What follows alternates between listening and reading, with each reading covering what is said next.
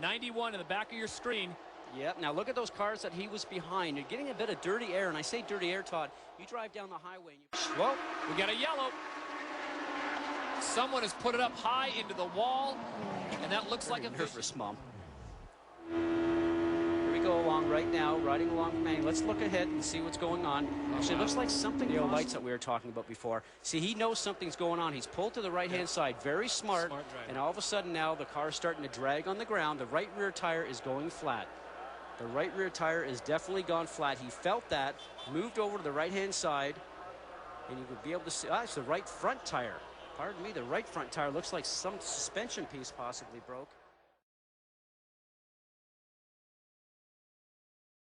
Done such a great job. Here we go.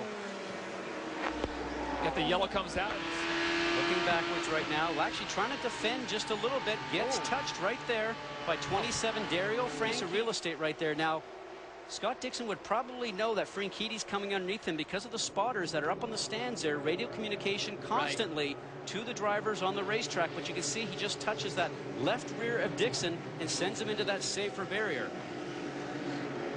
Watch this as we go on board with Scott Dixon. Dario Franchitti, you'll see him on the left-hand side just tucking underneath. You saw that white front wing just come up there and touch the side. And we are back to racing or non-racing action, is the case for number 33, Ryan Briscoe. Go around all the cars that you're coming up upon, and watch here. Just gets up into that high side, the back end comes around. Well, you saw it on side-by-side coming out of turn number 4, the two Brazilians, the number 11. Oh, Kanon's on the bottom side right there. Just a little bit of a wiggle. Unfortunately, hit his teammate Herta and then the Ray Hall Letterman group. Look at that.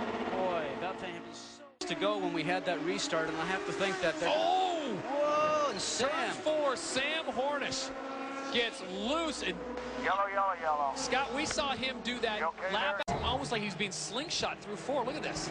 Mid-turn and just starting to come off. The back end starts to walk itself around, and you have no control. Remember, these guys are getting through these turns, not taking their foot off very much on the gas. Now, maybe a little bit of dirty air coming off of Castro Nevis's car directly in front, but maybe they made a couple of changes during that last pit stop also to maybe try and make the car a little faster. Maybe it just made it... Yellow flag comes out.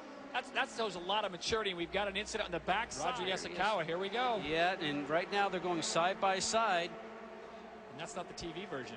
That's well, the yellow comes out right now. Oh, and turn 2. Oof. Roger Yasukawa on the low side there again, just trying to let the guys go around the high side. Same spot. The same thing that happened with Scott Sharp. Puts the third target. Great view right here. He's got the speed. Yeah, he pushed right into him. Darren Manning had nowhere to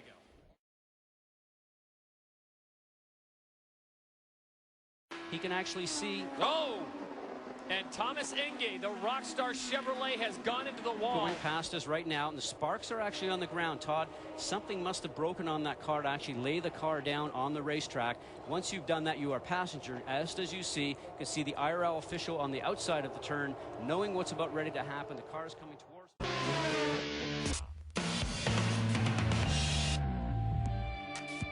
Saw side-by-side Darren Manning and your leader Tony Kanaan. Now let's watch again. He's turning into the turn, going underneath Darren Manning. Darren Manning does a great thing, Todd, because he leaves room right there for Tony Kanaan to come through because he knows that Tony is faster than him. But, you know, we've talked about these mechanical things going on right there. I'm not sure if that be necessarily a bearing situation or if it's the right front upright that actually looks like it has actually failed and broke and put Tony Kanaan going in to Darren Manning, the red and white car, number 10. What are the chances that it would be a bearing situation? Dr. Jerry Punch reported on it. 2 failed bearings thus far, they think, with Dan Weldon and Brian Herden. Well, that's not really necessarily a bearing because I think we actually saw the A-arm collapse or come out of actually its pickup point. Here it is in real time. Watch.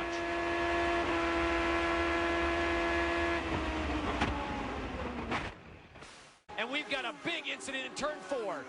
Inside. Both of them are fighting for the same piece of real estate. The right front of Vitor's number 17 car touches the left rear of the Red Bull car of LRC upon impact. Like right now, remember, this is still going 200 miles an hour and probably seeing somewhere around 80 to